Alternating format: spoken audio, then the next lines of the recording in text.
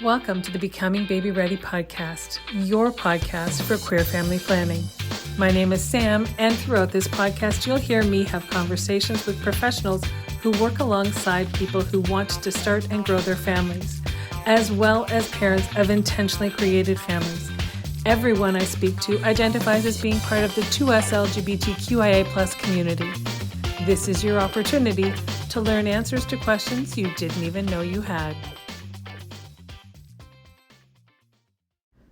Who knew that what started as a friendship at summer camp in upstate New York would grow and blossom and evolve into a beautiful marriage with 3 gorgeous children in their own little bubble in North Carolina?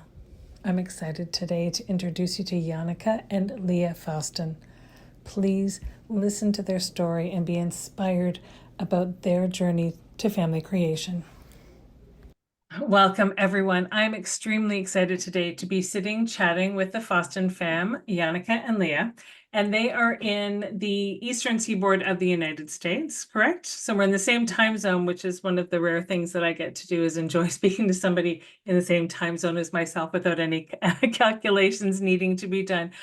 Welcome, you two. I hope you had a fantastic Pride Month. We did, yeah. Excellent. Tell us about your family. Yeah, so I'm Yanica, and this is my wife, Leah, and we have 3 kids. Our son, who's just turned 8, so all of our kids are born in June. So June is son, yes. We always joke that they understood the assignment because they all came during Pride Month. Yep. But our son was born June 26th, which is a really significant date, obviously. And then our daughter was born June 18th, so she just turned 6. He just turned 8, and then our youngest, also a daughter, was born June 1st, and she just turned 1. So we have 8-year-old, a 6-year-old, and a 1-year-old. Boy, girl, girl. Busy house, and that's fantastic. Because it's so exciting. I love busy houses. I love the excitement and the chaos of families and kids learning from each other, not just from the parents. It's a fun, exciting environment.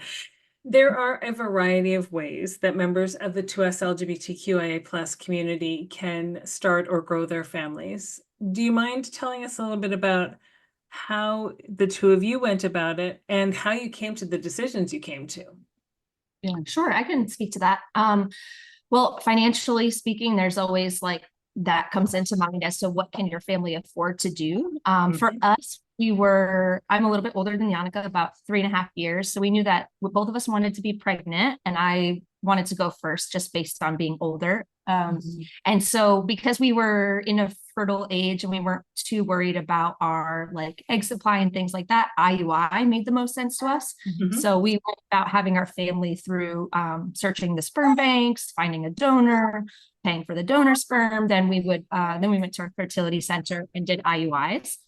It took me a few times, and then 2 years later, Yanica did IUI, and it took her a few times. And thankfully, we didn't have to try 6 or 8 times, and we didn't have to go the IVF route. Although, we always kept that in the back of our mind as needing to plan financially for that if we were able to have a success with IUIs. And then for our third, several years later, we also did IUI. So we're just kind of it's just an IUI journey. Yeah. And then planning wise, still a lot though.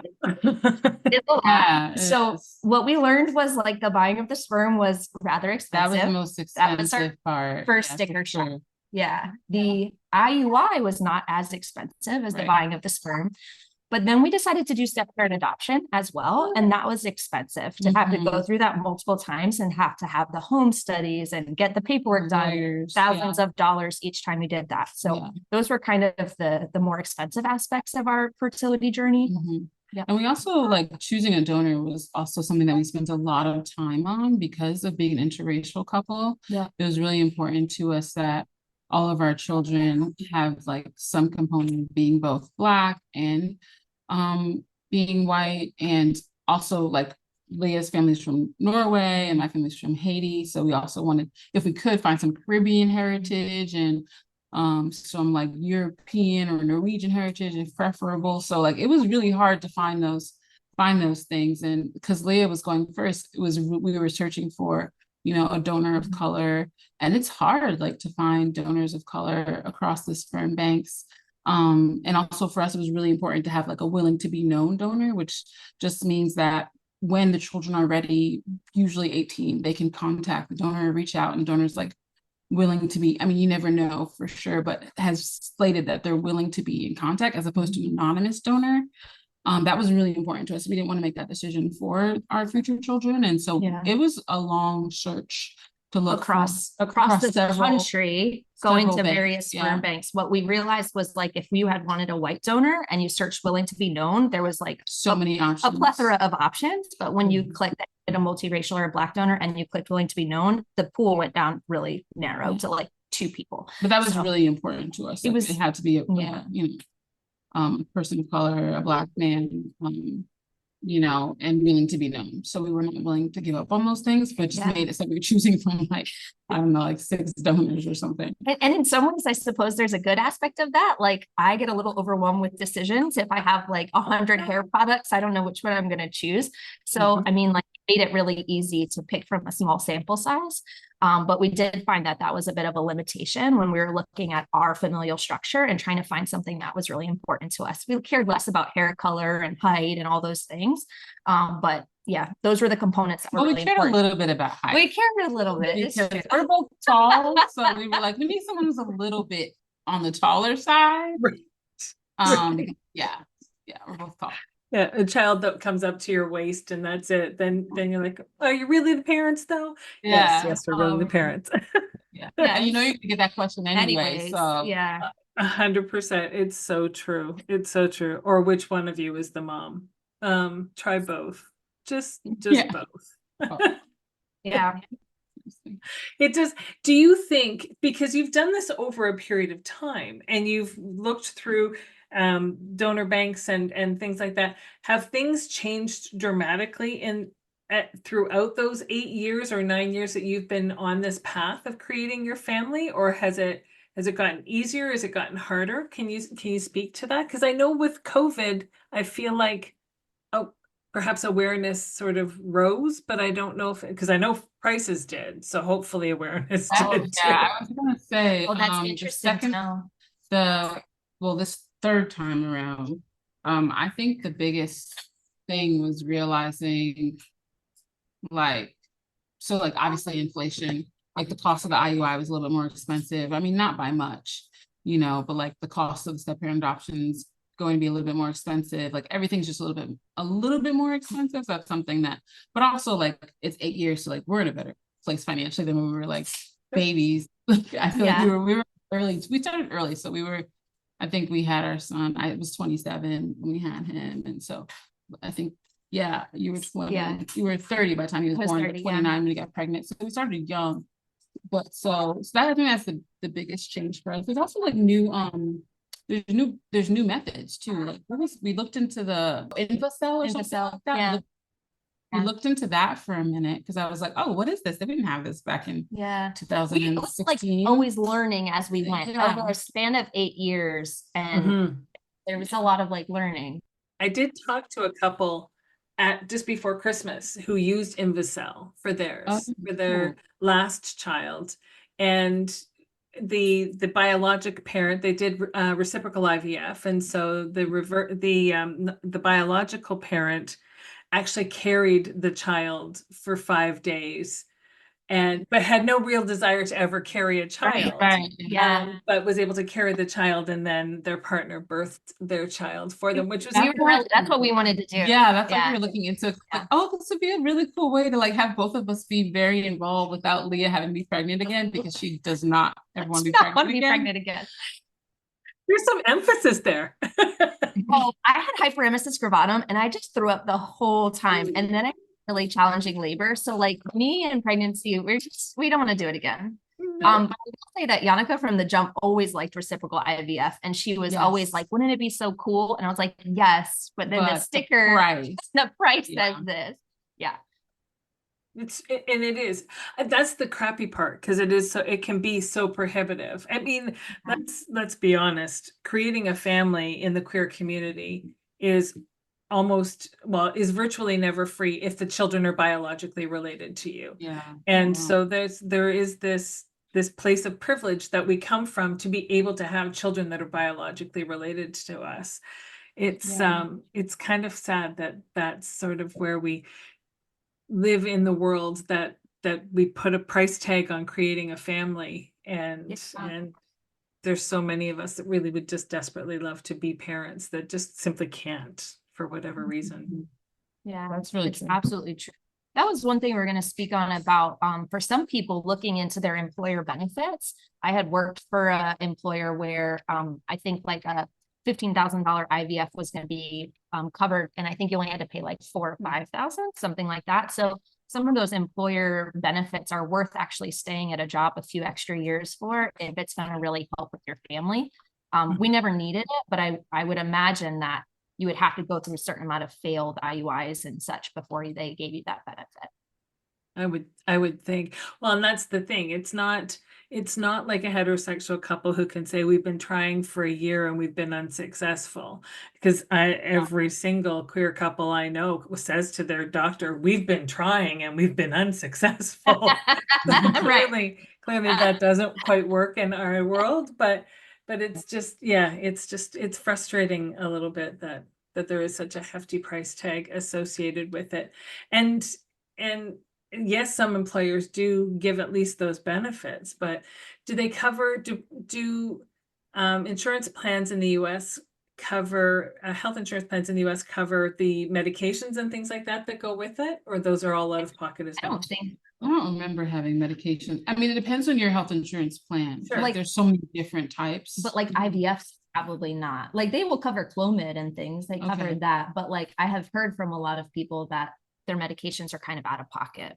Yeah. And that's a big expense. Yeah, but we can't speak much to the IVF. Yeah, world. I guess they did cover some of the Clomid and the shot. But I know I felt really upset and insulted when it came down to the step parent adoption and we needed the home study in order to get paperwork done. I was just feeling like, you know, to spend all that money to have somebody kind of come into your house to say this is a safe environment for your kids just felt very invasive. And like, you know, if you're a heterosexual couple, nobody would be doing that. Yeah. That felt a little bit icky to me, and I hated paying the money for that and having to go through that process. Yeah, I mean, luckily our person was great. Our social worker was awesome. Luckily, we had a company that very much felt like, we know that this is ridiculous. We're so sorry that we even have to be here and do this, but it is like law. I mean, we live in North Carolina, so it is the law, you know, that in order to complete the step parent adoption, we do have to do 2 home study visits. And we're able, in our state, you could do 1 before the baby was born, but then you had to do at least 1 after the baby was born. So yeah, it wasn't the most exciting feeling. You have to get like 3 references to say we were good parents and I forgot all about that. Yeah, you know, ask our friends to fill out these forms and do all this like medical stuff to make sure we're medically fit and all this. It's like we like planned this baby together. We prayed on this baby together. We like, you know, decided on the sperm donor together. We, you know, we even both inseminated, did the actual like finishing insemination part because our fertility center allowed that part, you know, so we got that, like we did all the things together. It's not like, you know, we're married, like, you know, all the things, like we have estate planning, we own a home. Yeah. You know, it's like, we're gonna figure out if you're fit enough to be parents. When you know that like your heterosexual counterparts do not have to go through that. So yeah, that was, you know, very annoying and kind of frustrating, but luckily we were able to, our lawyers gave us a social worker home study place that was very like LGBTQ friendly. We did pick lawyers and attorneys that were also LGBTQ in the LGBTQ community. So they had already gone through it themselves. So that was nice. Like they had done IVF, they had done the paperwork. So it didn't feel like we were oddities or other, like, because we sought out that type of company. Yeah, but that makes a big difference too. And so you were saying in North Carolina, that's what you have to do. Are both of you on the birth certificate, or? We are. Yeah. So you don't have to. Okay. So I think in 2014, there was a law passed in North Carolina, which was 2 years before our son was born, where both women could be placed on the birth certificate. At the time, it was only the case for women, not men, which I don't even understand why. I'm not sure if that's changed, but so we were both able to be on the birth certificate, but we were very much like warned at the time that like birth certificate is essentially just a piece of paper. And if there was some like legal thing going on, it doesn't give like, you know, you legal rights or make you a legal guardian necessarily. It's just a piece of paper. And so we were just, okay, well, we want to secure our, you know, her parentage or whatever it is, as much as possible. And I think for like our first child, you know, it just felt like, let's just get this as secure as possible.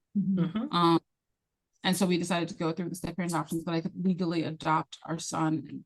I think for me, I'm also just like an anxious person. So I was like, I don't want anybody to tell me this is not my child. I want all the receipts, all the paperwork. I want every possible way. I don't ever want to be in a situation where, you know, and it's just like being like a Black birthing person in the United States and growing up, I'm just like, I'm not about to play around and have somebody, it's not my child.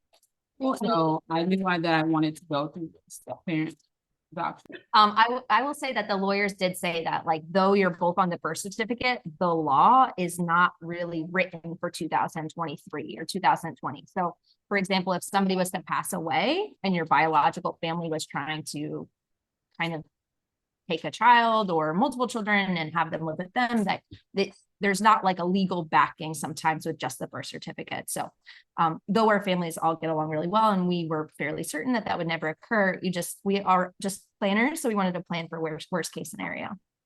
Because worst case scenario happens. That's why we call it worst case scenario, right? I mean, it may not have ever happened to us specifically in our lives, but we know someone who's experienced worst case scenario in some respect.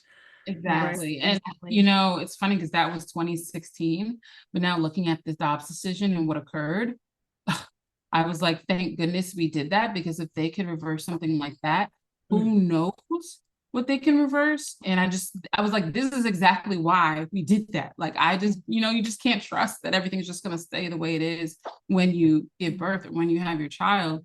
So yeah, we just take the route of planning for the worst, but hoping for the best. Yeah.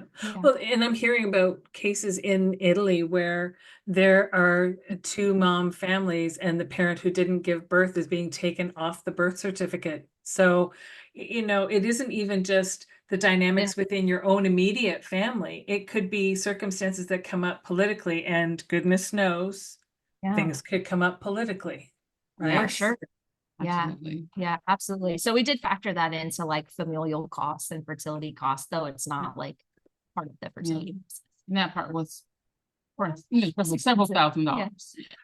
So are you comfortable, so that anyone listening has a general idea, like overall, you've had 3 children. Do you have a general ballpark idea of how much it cost you to create the family that you have?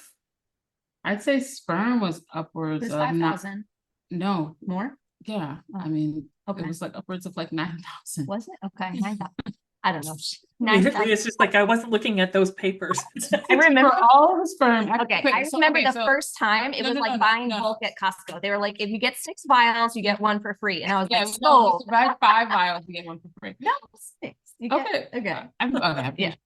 But anyway, but the funny part too, though, is that like, so it's like the sperm had a price, right? But then like you need to have like a membership to the bank to be able to look at all the photos. I don't know if it's the same in Canada, but it's like you need to have a membership to photos, and then you need to pay this for the audio interview, and then pay this for the essay. But if you buy like the big membership, then you could buy everything for free. But of course, that was like several hundreds of dollars. So it's like we paid for memberships at multiple banks. Because we wanted to see that stuff. See everything, because it's like I want to see everything. I don't want to like just buy a photo and not hear an audio interview. You quickly saw the capitalistic ways that this was occurring across all of the other sites, and it was like, well, I'm not going to buy $6,000 worth of sperm without having access to like maybe a kid's photo or an audio or a letter. So as you're choosing between these sperm banks, you're paying a la carte for these things. I totally forgot about that. Yeah. I mean, at least. And then you pay the shipping costs. You pay the shipping costs and the storage costs. And the storage costs expensive. Well, if you say like 10 grand for sperm and storage of sperm. It was definitely around 9 grand. Oh, if you count storage, then definitely 10 grand. I mean, you pay the storage fee every single year. IUIs were about $450 each time. Yeah. It took us several times. 2 and 3. 380, 450. Yeah. And then there's the blood test, and there's the ultrasounds, and there's the Clomid, and there's the epidural shot. The epidural shot was out of pocket. 25 to 30,000 if you count the step-parent adoption. But if you got the step-parent adoption, then yeah, definitely. we Yeah. could, But I mean, this is like one shot, you know, you're Yeah. paying everything. Sure. but like It's 30,000 filtering in. 30,000 over 8 years. And I do remember as this money was filtering out of our bank account, these feelings of like, If we were a heterosexual couple, we wouldn't have to do. I remember that especially with the step-parent adoption for some reason. people Like, were buying homes, people were going on vacations, Yeah. and we felt like, dang, if we didn't have to Let me insure reiterate. our family, I know we Yeah. did, but like there were these things that like it felt like, well, because we have to siphon this money off our family, there are Mhm. things that we're unable to do. Yeah. I mean, I remember like we were like 27 and 30, and we had to drop like $80,000 to do the step-parent adoption, including the home study and the lawyers. And it did feel like that for us is like being very new to our careers. I think I was in grad school. I was getting my PhD, so I was in grad school. Yeah. And Leah was working. So we were on one income. You know, we had saved that money because we knew we needed to save for that adoption. But it was like, that's like a good amount of money that we could like save for a rainy day if something happened to our kid, or go on a nice family vacation. So I did remember feeling this thing of that leaving our account. I'm like, man, the while to earn to get that, and now it's gone. Yeah. But I mean, the plus side is that like we didn't need to do 3 IVFs or, you know, Yeah, definitely. It could be more money. it could have, I'm sure people spend hundreds of thousands of dollars. Absolutely. No, absolutely. So we're very fortunate. And certainly if you're looking at the road of surrogacy, then my understanding is that it kind of starts around $150,000. I mean, yes, men still, whether we like it or not, make what, an extra 30 cents on the dollar for all the work that we do. So their income is typically, stereotypically, I understand, bigger than that of a two-woman household. A two-man household should be greater, but that's a steep price tag too.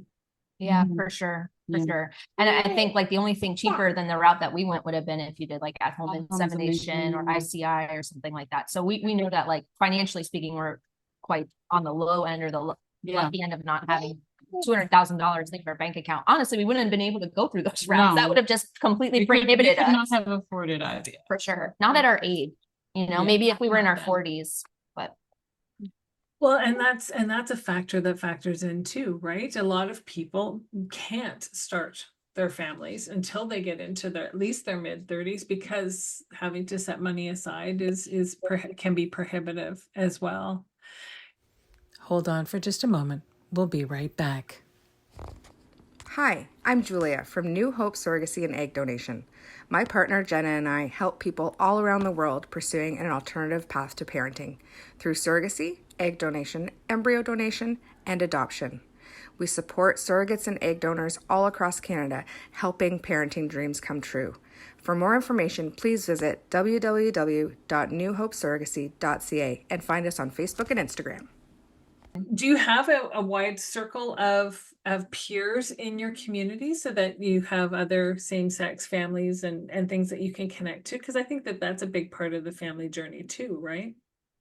Absolutely. In the beginning, we definitely didn't. I think we were living in Durham only 2 or 3 years by the time we had our son. So we had just were kind of new to the area.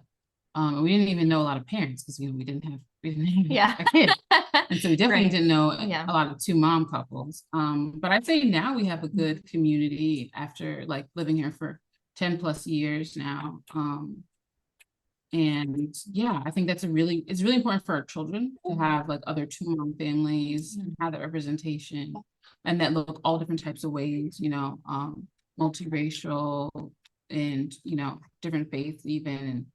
Because I think otherwise they might feel othered. And that's something we think about a lot. But I'll say for them, it's so much a part of their like normalcy, like their lives, that they like don't express anything around the feeling othered or, you know, around like feeling like oddities if they have two moms. It's definitely something they're proud of and excited about. We also chose to live in a city which has like a very high LGBTQ like population. That was like as far as North Carolina goes. Yeah. Yeah. Right. Yeah. Durham's really like LGBTQ friendly, family friendly, kid friendly, you know, a great place to live. And so we chose, because we were living in Burlington, North Carolina before we moved to Durham, and that was definitely the place to be for us. And so we specifically chose Durham for their like LGBTQ friendly laws. Like even before we were married, I was able to be on Leah's benefits because of the county laws in Durham, not the state laws, but the county laws that allowed for domestic partners to be on each other's benefits, even if you weren't legally married. So and that was in like 2013. So like as a couple, we chose a progressive city within North Carolina to live in. And then that's been helpful for sure. And I think our kids are still young at the stage that they're at where like they don't know that having two moms is an oddity. Like when kids ask them, where's your dad, or do you have a dad? Like they're kind of confused by this like questioning because they're just like, I got two moms. Yeah, like, what do you mean? Our daughter was at camp and someone said, where's your dad? Like you always have these two women picking you up. Like, where's your dad? And she was like, and she came to Leah and she was like, where's my dad? We were like, sweetheart, remember you don't have a dad, you have a donor and you have two moms. She was like, oh yeah. She was like, I have a donor and I have two moms.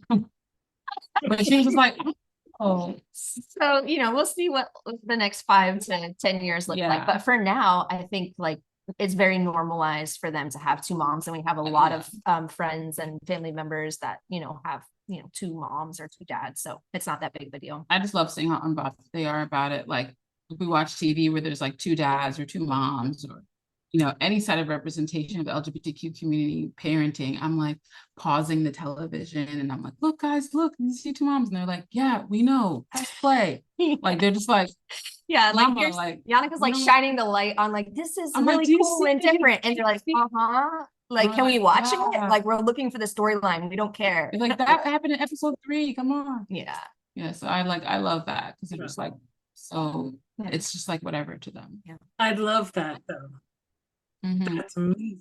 And the world is different too. Like being like they're in classes with kids that, are wearing certain outfits that are not non-binary. Non-binary. Like this term is like now a 5-year-old's term. Yeah, they have they have 3 non-binary friends. Right. So they very much understand that, which I'm like, I learned that when I was an adult, like when I was 5 in the 90s, nobody was talking about that. Right. So it's really cool how they're like, oh yeah, no, their pronouns are they, them, and they're like 8 and 6.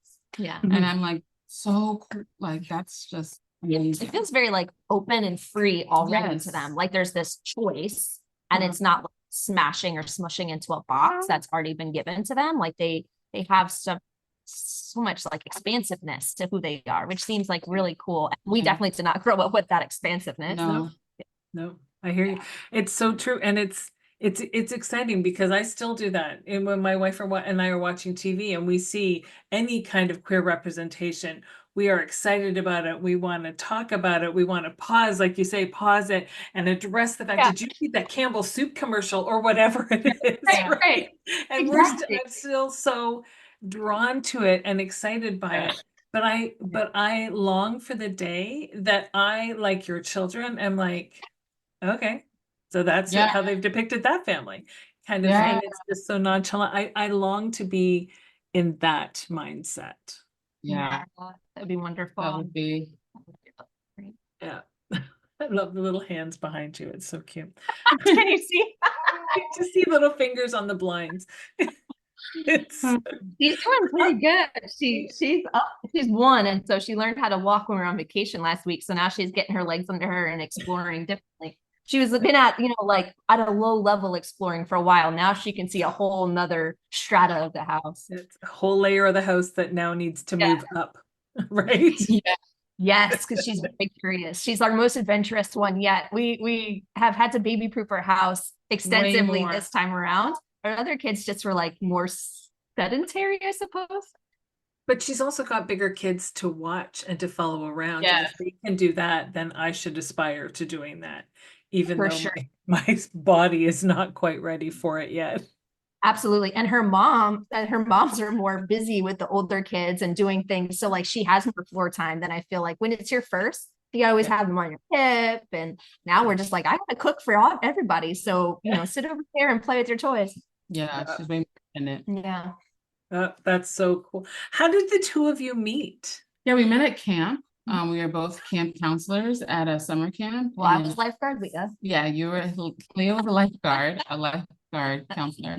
And I was a cabin counselor at a summer camp in upstate New York for kids with life-threatening illnesses. So like sickle cell, muscular dystrophy, other rare genetic disorders. So that's where we met. It in used 2007. Yeah, it used to be called Hole in the Wall. It's Paul Newman's camp. So like his products get sponsored and anyways get filtered into those camps. Now it's called Serious Fun Camp. There's one. They're all across the world. Yeah. But yeah, that's we were where at the AA Tranche, which is in the upstate New York. in the cabins of upstate New York. We often joke there was no way that our paths would have ever crossed or intertwined if it was not for that camp, because I'm from upstate New York and she's from Brooklyn. And so like there would just not have been any overlap of our lives if it was not for that camp. So, okay, so that raises another question. You're from upstate New York, you're from Brooklyn. Your lives would not necessarily have crossed, but how much of a culture shock is it going then from those two more progressive parts of the US, stereotypically speaking, to North Carolina that seems to be more traditional? Has that been a huge culture shock for you? I think for me personally, yes. But I went to undergrad before we moved to North Carolina in Waterville, Maine, which was like an extremely small town. Sounds like it. Yeah. So going from Waterville, Maine to North Carolina actually felt like a return to civilization. So it made it less of a shock if I had gone from Brooklyn to North Carolina. That would have been pretty bad. I don't know if we'd still be in North Carolina. And then I'd say that I think like, you know, like how we moved to Durham County because the county had different laws. Like the one thing about this situation is really understanding like what the local laws are in your area. It's so important.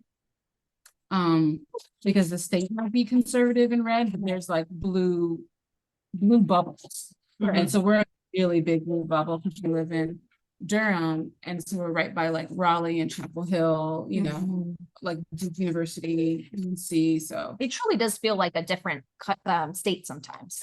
Because it's just like this progressive bubble in the middle of the state. So, but I would say that like we've had to learn a lot about just being in an interracial relationship. That was the biggest like kind of shock in the beginning, is like, you know, she's Haitian, grew up in a very Haitian family. I'm Norwegian. There were certainly some similarities in parenting, but also a lot of differences. And so entering this parenting journey, I think really pushed us into more conversations about race, skin tone, the way that perceptions of the community look at us differently or our children. Like we're always having these conversations because we are always growing, but we have to for our children as a protective factor.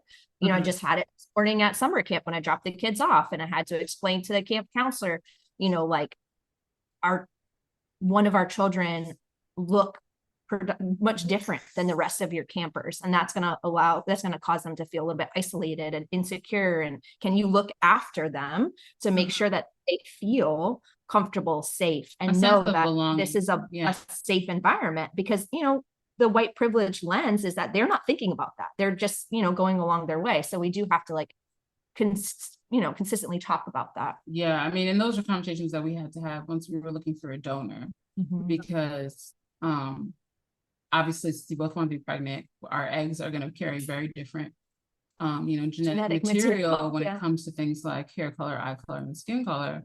So it was really important, I know for me, that the donor had some type of Black, because I was like, I need my kids to, be on our, be Black. And so, it's funny because our kids all have very different complexions, and, we have different egg sperm combos going on, but, with especially with older two, because like, we've only had her for a year, but the older two, I feel like so much of our parenting for these past like 8 years has been defined by, with the two of them, so a lot of it has been defined by people thinking that they didn't have the same donor, or, that maybe they weren't biologically ours, that we like adopted both of them or something like that, although I think our son very much looks like Leah and our daughter very much looks like me. But there's like always that questioning that can be frustrating too sometimes, because it's like, if we were a heterosexual couple, nobody would be like, oh, is your husband the father of your kids? You wouldn't ask that. That'd be a really weird question to walk up to someone at swim lessons and say, but like, whereas we get that question at swim lessons, that's, at the grocery store, shopping for party supplies, like, you know, when it's like, if we weren't a same-sex couple, you wouldn't know that we used a donor. You wouldn't be asking about parentage and biologic stuff. And we know people are just really curious. And, you know, curiosity, it makes sense, but also sometimes it's just, even though it's just a natural thing to be curious about, it is an annoying thing to have to sometimes field questions from complete strangers while you're at Whole Foods trying to buy groceries with your kids and your family. Yeah. You know, like, oh, hey, are you the biological parent? Are you the biological parent? They don't have the same biological donor, do they? And you're like, oh, hello, who are you? Yeah, yeah. So I think that was very hard. That's still very hard, is like, especially if you're more of a private person, definitely are, yeah. how much information is appropriate to answer, and how, like, especially if you're a people, especially when your kids are there too. Yeah. And we've noticed them get really comfortable having to answer certain questions too. And like we intentionally dress them the same sometimes when they go to camp. So there's no, like, you would think that everybody would understand, but you really get to see people's biases play out with our children, for sure, whether it's kids or adults. Just unconscious bias that, like, because the melanin is so different, the expression is so different between the two, like, judgments are just made immediately, even though they're wearing the same exact outfit. You know, like, I feel like we tagged Faustin across their shirt, they still would not come across as brother and sister to the outward eye sometimes. When in reality, they actually look alike from here down. Yeah. Like, they have the same like, they look the same. It's just that their skin colors are very different. But here down, they very much the same. Yeah. So so yeah, I'd say, like, in terms of culture shock and how that goes, there was, like, less of a culture shock of moving from New York to North Carolina, because that kind of happened in pieces too. Like, you moved to North Carolina first, then I did. We went to school down here. Yeah, we had, like, our academic careers here. liberal bubbles when we were here. That, like, there are rare moments, like gas station at the time. Like, there are just rare moments where we felt the effect of living in North Carolina. Like, in reality, living in North Carolina has really been great, you know, for us. And the culture shock more so in terms of our relationship goes, like, with being an interracial couple and never having dated anybody outside of our race before each other. So that was a lot. Yeah. And then raising kids and having to answer all these questions that people feel like they can ask. So that's the entitlement of the world that we seem to live in. Everybody feels entitled to have the answers. And it's like, whoa, I don't go rifling around your underwear drawer or anywhere else that doesn't belong to me. So let's just stand down a little bit. Yeah. And socially, I think people understand that if, like, a woman was to walk in, a heterosexual woman was to walk into a party and have 3 kids, and they do appear to be different looking, somebody's not going to walk up to them and say, hey, do they have the same dad? You know, like, because socially you would understand that would be insulting, and, or, like, there's really, you can have that curious question in your mind, but you probably don't say it. So because you're a 2-mom family and there's this understanding that you had to do this fertility journey, there's like a enlarged curiosity. How many donor siblings are there? Do you know them? What's the dad look like? What is, you know, his genetic makeup? Yeah, so and having to be like, it's not dad, it's donor. And like, oh, well, it isn't a dad. Plus also, like, all these things. Plus also what we didn't expect, what was random and also highly insulting, was, like, because our son came to the world very lightly melanated, Yanica would be at the post office and somebody would say, really, like, they'd ask her if she was the nanny, and she'd be like, whoa, like, this is clearly my child. You know, I know I'm not breastfeeding him right now, but, you know, she would, you know, random stuff, like, which I think a lot of Black birthing persons who have mixed race kids have to experience and go through, whether it's same sex or not. Just like in the US, at least, people just making the assumption that the Black person is like the babysitter or the nanny or something like that. And then for you, when like, I was at the Dollar Tree just the other day, trying to get, like, Leah's adopted our daughter or something. And then in front of my daughter, I have to say, like, no, she's my daughter, you know, like, anyways, it's just, you know, I wouldn't say that anything's been, like, nobody's tried to be hurtful. Like, we've been quite lucky. We have not had, like, people trying to be, like, rude or offensive, but, like, the general curiosity does allow for, like, this space of feeling, like, intrusive sometimes, even for friends and family. And it can be exhausting sometimes, feeling like you're answering the same question over and over again. Like, should I just wear a label on my shirt? Yes, right. I'm your mom. Yes, Yeah. exactly. Yeah, I think it got a lot easier once our son could say mama, or, once he like mama, Yeah. heads would still turn like, who is he talking to? When they only see me standing there. But like, yeah, no, it's much easier now because, yeah. The kids are talking Yeah. age. Yeah. Yeah. And they want to advocate for themselves, right? Because of the ongoing education you're giving them about who they are, about the world they live in, about the way you talk to them, about the way you give them the opportunity to make decisions for themselves.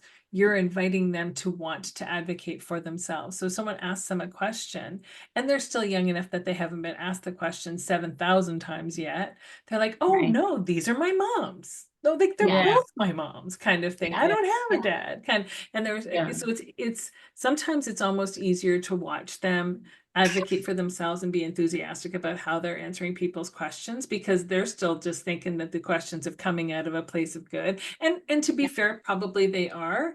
And Yeah. certainly not malice. Right. It just misplaced entitlement, if anything, but they're still Yeah. answering them so excitedly that it's sometimes you can pick up on that and you can go, oh, I can feel some of that excitement too from the way that they're talking, right? Yeah. Yeah, No, absolutely. that's a really good point. I like that because it is, I do get excited watching them answer those questions. Sometimes we'll say like, what do you think? Yeah. Like we won't for them, like, what do you think? Like what you Oftentimes I feel like they just start saying it before we can even say that. Yeah. Or Yeah. I also like, well, our kids are very vocal. And I also like that they do it with each other. People often question their sibling kids usually, which, all, well-intentioned kids just be like, wait, you're brother and sister? Mhm. So they like regularly blow kids' minds in the playground on like a regular basis because they're like, yeah. And people are like, huh? We also like they go to like an anti-racist camp every summer. So like they also have like a higher level vocabulary for being like, yeah, just because her melanin is different doesn't mean we're not brother and sister. Yeah. And then you really see the kids like, what? Like, and they could really take them down the list of like, yeah, if you're further from the equator or you're closer to the equator. I mean, they could talk all day about the busyness of their melanin because we've had to really ingrain that knowledge in as early as possible to kind of like shield them and protect them and or like give them the power. Give them power. Information to be able to field questions. And so they do a really good job advocating. And we've seen some funny things happen. It's just hilarious to watch kids be like, no, like your brother. And they're like, yeah, that's my brother. Pick on me, watch. He'll show he's my brother because And it's funny when that actually happened just the other day. We were on vacation and a kid was, I guess, laughed at our daughter for something. And then she went and told him, and then he came and he was like, were you laughing at my sister? And the kid was like, what? No. And he was like, yeah, my sister. Yeah. And then he goes, even though we're friends, because I guess he had played with the kid, he was like, it's not okay for you to laugh at my sister. And the kid was just like really confused. He's like, oh, I'm sorry. I didn't know. He did a good job with it. Yeah. Yep. And he will, right? And they will. That's the thing. I think probably because they've had to answer so many questions in their life about who they are and how they're connected and that kind of thing.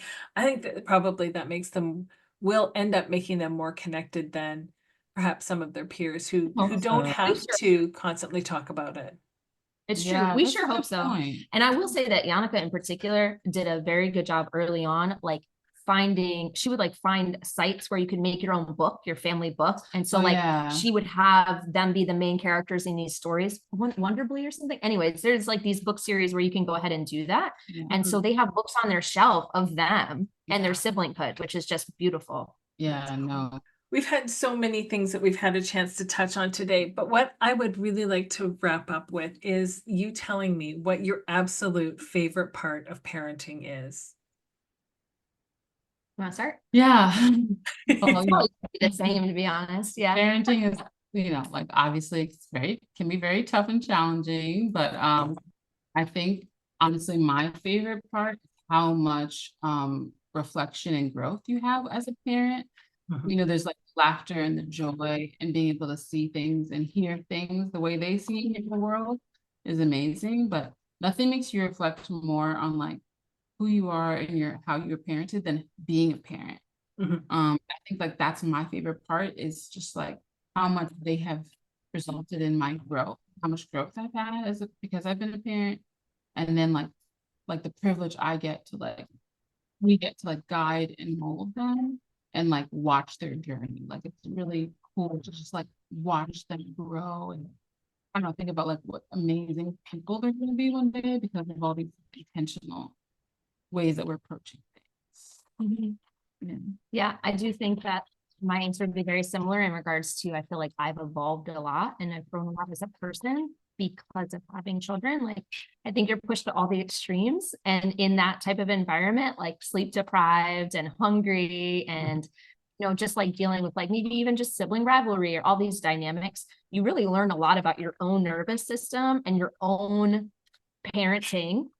And it can help you if you choose to do therapy or various things. It can really help you grow as an individual. And so I think that's a really cool aspect of parenting, is that you grow together. And as you're telling them hey, you need to find your calm control, but you just blew up yesterday because you can't find your own calm control. You're oh, if I'm going to adequately teach, they're not really listening, but they're watching. I'm going to have to grow myself in order to demonstrate the fact that there are other things we can do besides hit and scream and things like that.